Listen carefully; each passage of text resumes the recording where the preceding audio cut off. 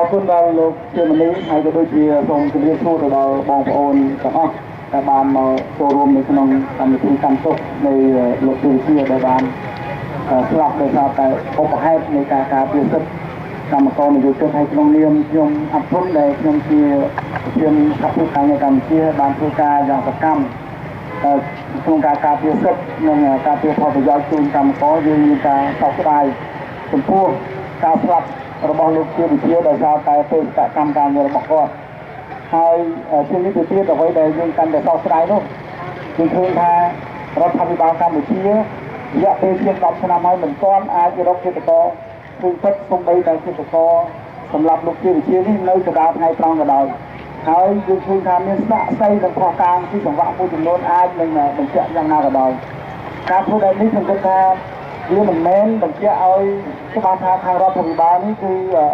បានយកចិត្តទុកដាក់ក្នុងការរកពិតប្រាកដទេបើមិនជារដ្ឋាភិបាលរកពិតប្រាកដខ្ញុំមានជំនឿថាមិនឃើញអ្នកដែលនឹងបង្កបញ្ហាឬក៏អ្នកដែលសម្លាប់នេះហើយក្នុងនាមសហភាពកម្ពុជាក៏ដូចសហជីពផ្សេងទៀតគឺយើងនឹងបន្តសហការគ្នានឹងជំរុញតាមដានឲ្យរដ្ឋាភិបាលជាពិសេសគឺជាមួយសហជីពសេរីកម្មករនេះគឺបន្តឲ្យរដ្ឋាភិបាលរកយុទ្ធសាស្ត្រឲ្យពិតបើពុំដូចនោះទេយើងក៏មិនមានជំនឿថានៅក្នុងប្រទេសកម្ពុជាយើងនេះមានស្តង់ដារតែមួយហើយមានការនៅក្រោមច្បាប់តែមួយដែរបានន័យថាអ្នកដែលរងគ្រោះអ្នកដែលទុនខ្សោយអ្នកដែលត្រូវបានគេសម្លាប់ដែលមិនមានលទ្ធភាពអធិបុលនោះអាចនឹងមានភាពអយុត្តិធម៌ហើយអ្នកដែលមានអធិបុលអ្នកដែលមានអំណាចអាចនឹងរកឃើញចឹងគិតថាយើងក៏ចង់ឃើញស្តង់ដារតែមួយនៅក្នុងប្រទេសតែមួយហើយយើងគិតថាបើមិនជារដ្ឋាភិបាលស្អប់នៅអំពើអយុត្តិធម៌ស្អប់នៅអំពើទាំងឡាយណាដែលជាអំពើមួយដែលធ្វើឲ្យសង្គមជាតិយើងហិនហោចទីគេឈ្មោះមិនល្អគួរតែរកយុទ្ធសាស្ត្រពិតហើយបន្តនឹងចាប់ខ្លួនឬក៏តាមដានទៅលើកម្មភាពផ្សេងៗទៀតដែលជាអំពើចិត្តកម្មឬក៏ពលកម្មឬក៏ផ្សេងៗទៀតខ្ញុំជឿថាបើមិនរដ្ឋាភិបាលធ្វើបានហើយបានធ្វើល្អនោះគឺខ្ញុំគិតថាវាមានការគ្រប់គ្រងពីកម្មករយោជិតកម្មតែច្រើនទៅវិញទៀតហើយក្នុងពេលនេះគឺ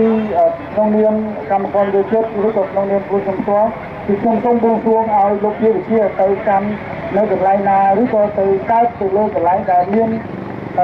ឱកាសឬក៏មានសេរីភាពឬក៏មានប្រតិបត្តិដុសដំដែលឲ្យគាត់មានសមទៅនឹងបេសកកម្មរបស់គាត់សមទៅនឹងវិរៈរបស់កម្មកររបស់យើងហើយយើងនឹងបន្តគោរពគាត់ជារៀងរហូតហើយសូមជូនពរឲ្យបងប្អូនកម្មករនយោជិតបន្តទៀតគឺថាបេសកកម្មនឹងការពារសិទ្ធិកម្មករនយោជិតយើងនៅមានរយៈពេលវែងឆ្ងាយតទៅទៀតអញ្ចឹងយើងត្រូវតែបន្តធ្វើការពារនិងជំរុញឲ្យរដ្ឋាភិបាលកម្ពុជានយោជកនិងអង្គការពាក់ព័ន្ធជំរុញធ្វើយ៉ាងណាឲ្យសិទ្ធិកម្មករឬក៏លក្ខខណ្ឌការងារនៅប្រទេសកម្ពុជានេះល្អសម្រាប់កម្មករទៅថ្ងៃអនាគតបាទសូមអរគុណ